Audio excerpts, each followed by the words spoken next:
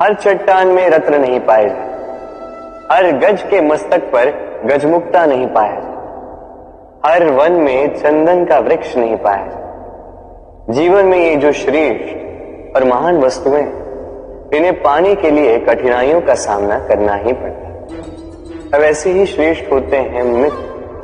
अत्यंत श्रेष्ठ यदि सही मित्र मिले तो आपको जीवन में कई सारे लोग मिलेंगे, बड़ी मीठी मीठी बातें करें, किंतु यदि कोई ऐसा जीवन में आए जो आपके हित के विषय में सोचे, आपके हित के विषय में कार्य करे, तो उसे कहीं मत जाने दीजिए, उन्हें अपने जीवन में सहेज कर फिर देखिए आपके जीवन में सुख ही सुख हो।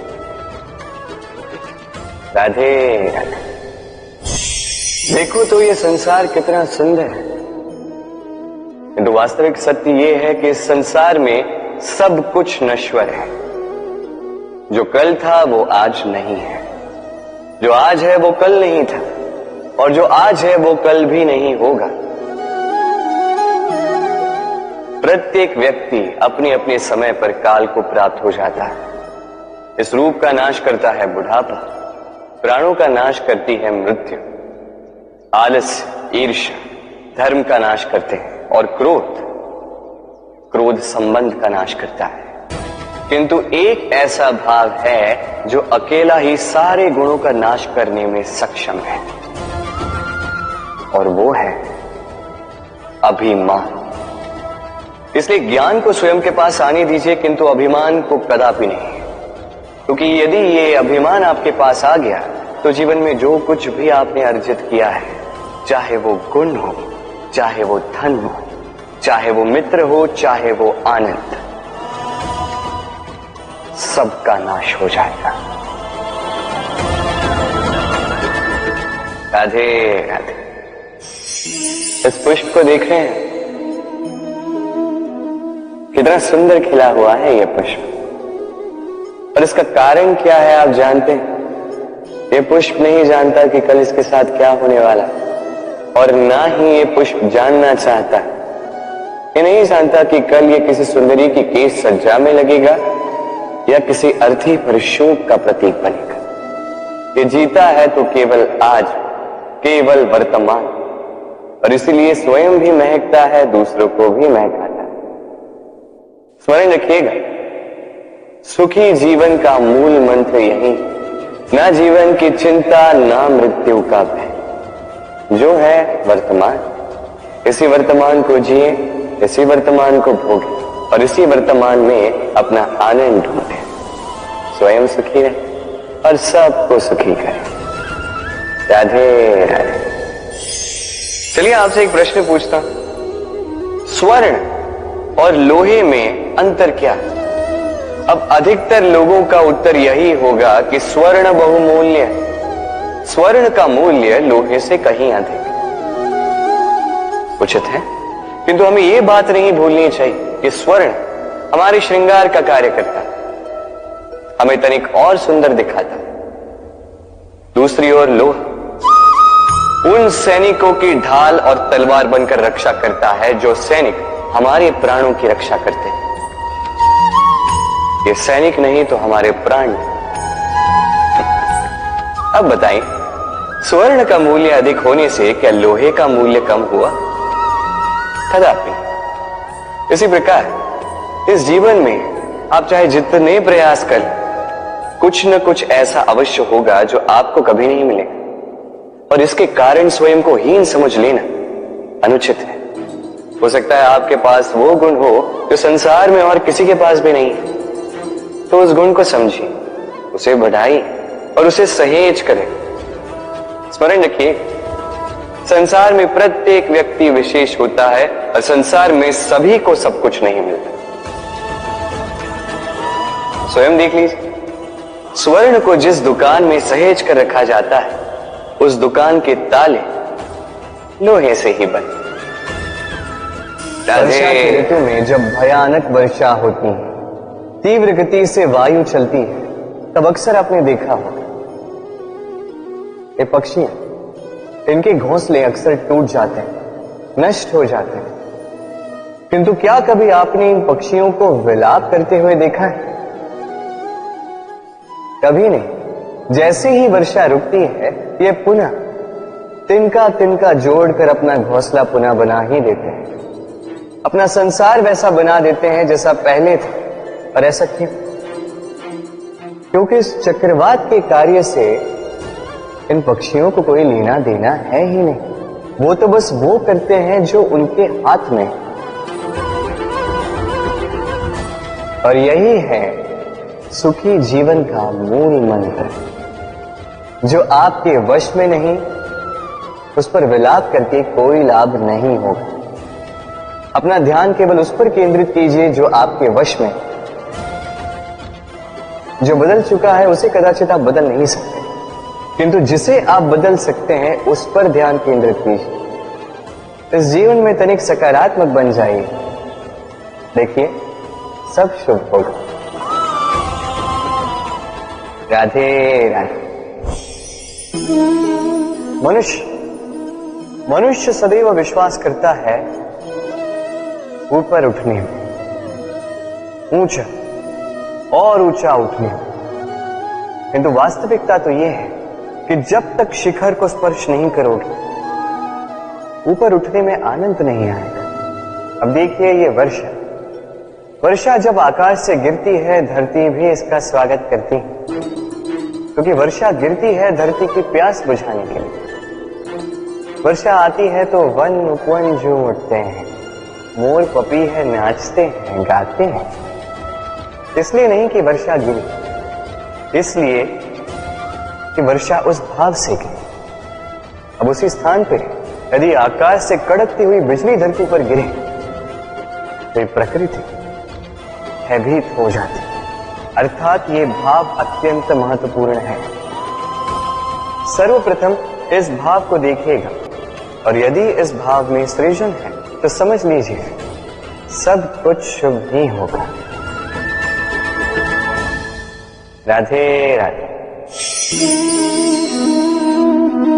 जब भी हम किसी वृक्ष को देखते हैं, सर्वप्रथम हमारी दृष्टि पड़ती है उसके पुष्पों पर, हरे भरे पत्तों पर, रसीले फलों पर, किंतु वो कठोर, वो निस्वार्थ जड़, उससे तो हम कभी आकर्षित होते ही नहीं। अब क्या इसका अर्थ ये है कि जिसने बलिदान दिया, जो उस वृक्ष की नींव है, जिसने उस वृक्ष को बढ़ाया, उसका कोई मोल ही नहीं? स्मरण रखिएगा, जब भी हम किसी वृक्ष को जल देते हैं, उसके पत्तों, पुष्पों या फलों को नहीं, उसकी जड़ को देते हैं। जब भी हम किसी वृक्ष की पूजा करते हैं, यही पुष्प, यही तिलक हम उसकी जड़ को अर्पित करते हैं। अर्थात कहीं न कहीं अनजाने में ये प्रकृति आपको वो मान दे ही देती है जिसके आप पात्र हैं। और इसीलिए तो मैं कहता, तो कर्म किए जा, तू फल की चिंता ना कर, तुझे वो मान अवश्य मिलेगा जिसका तू पात्र है, बस विश्वास कर। राधे राधे। सागर कितना विशाल होता है ये सागर, क्या नहीं कर सकता ये सागर? क्षण भर में त्राही त्राही मचा सकता है, प्रलय ला सकता है, संसार मिटा सकता है। ये सागर जीवन ज्योति बुझा सकता है। यदि कुछ नहीं बुझा सकता तो एक प्यासे की प्यास। दूसरी ओर ये गागर इतनी छोटी है कि गोपियां एक साथ 10-10 लेकर चल सकती हैं, किंतु यही छोटी गागर 20 की प्यास बुझा सकती है। अब बताइए, जल सागर में भी है और गागर में भी, फिर इतना अंतर क्यों? यहां पे अंतर है तो भाव के स्वभाव में।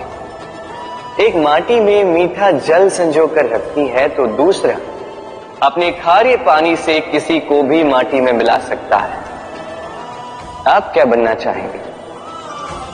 सागर का खारा पानी बनकर किसी की आस बुझाना चाहेंगे, या मीठी गागर बनकर किसी की प्यास बुझाना चाहेंगे? निर्णय आपका है। राधे राधे।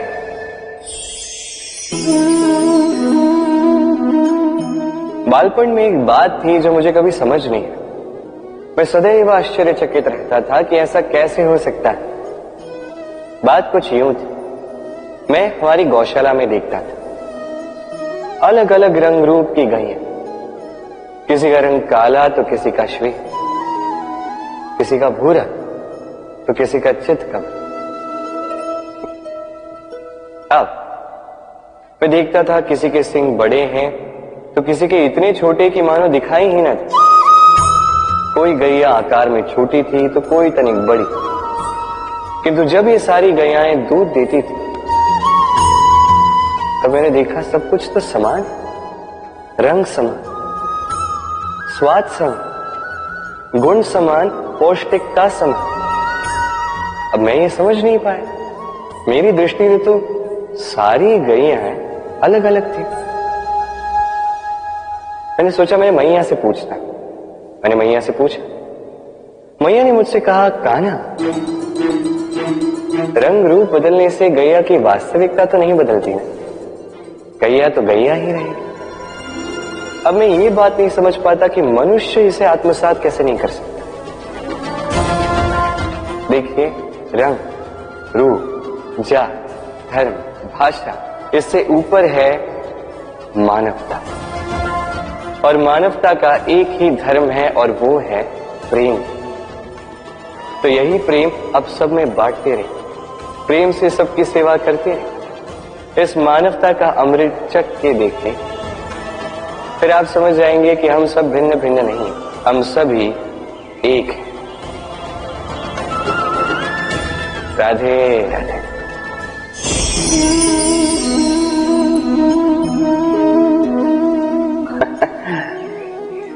मेरे मन में अभी अभी एक विचार है कि आप भी ऐसा सोचते हैं कि ऐसा क्यों होता है।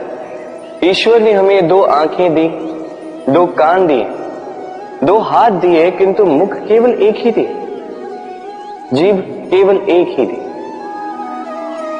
ऐसा क्यों? क्या कारण हो सकता है इसके पीछे? कारण है। कारण यह है कि ईश्वर चाहते हैं कि हम देखें अधिक, सुने अधिक, कार्य अधिक करें, बोले कम। अब यदि आप गौर से सोचेंगे तो इसमें भी हमारी जीभ को अत्यंत कोमल बनाया गया है ताकि इन कठोर दांतों के मध्य में ये बड़ी सरलता से रह सके। अब इसके पीछे भी कोई कारण है। हमारे शब्द और हमारी वाणी भी इसी प्रकार कोमल और सरल होनी चाहिए।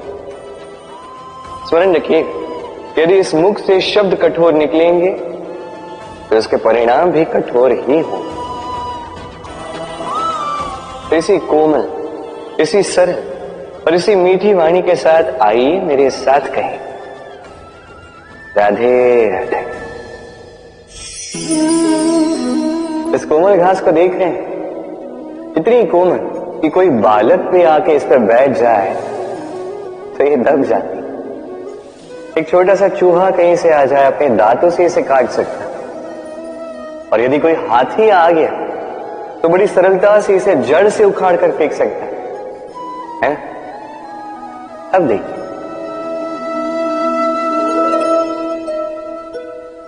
मैंने इसी घास को गूंथ कर एक रस्सी बनाई और अब वही कोमल घास एक शक्तिशाली बंधन में परिवर्तित हो चुका। ऐसा बंधन जो किसी हाथी को बांधने में काम आ सकता। वही हाथी जो बड़ी सरलता से इस घास को उखाड़ कर फेंक सकता था। समझे आप? इसी रस्सी की भांति यदि एक साथ रहोगे, एक दूसरे की सहायता करोगे, साथ निभाओगे, तो कितनी भी बड़ी समस्या क्यों न, उसका हल बड़ी सरलता से आप निकाल पाओ। राधे।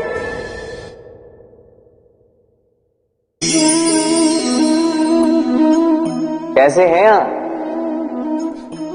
पूछने का कारण ये कि आज के समय में आसपास किसी भी देख लो, दुखी, व्याकुल, सोचता है कि संसार में सबसे अधिक दुख उसी के जीवन में, सबसे अधिक समस्याएं उसी के जीवन में। संसार में ऐसा कोई व्यक्ति नहीं जिसके जीवन में समस्या नहीं, और संसार में ऐसी कोई समस्या नहीं जिसका हल मनुष्य के पास नहीं।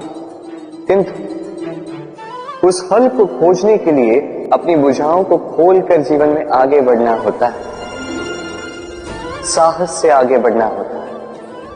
किंतु कुछ लोग क्या करते हैं, अपने माथे पर हाथ रख के किसी कोने में बैठकर निराश होकर अपने भाग्य को कोसते हैं। नहीं, ये कभी मत कीजिए। कर्म कीजिए, आगे बढ़िए, साहस दिखाइए, और सबसे महत्वपूर्ण बात, संयम रखें। क्योंकि आपका लक्ष्य कितना भी कठिन क्यों ना हो, उस तक पहुंचने का मार्ग आपके पांव के नीचे से होकर ही जाए। राधे।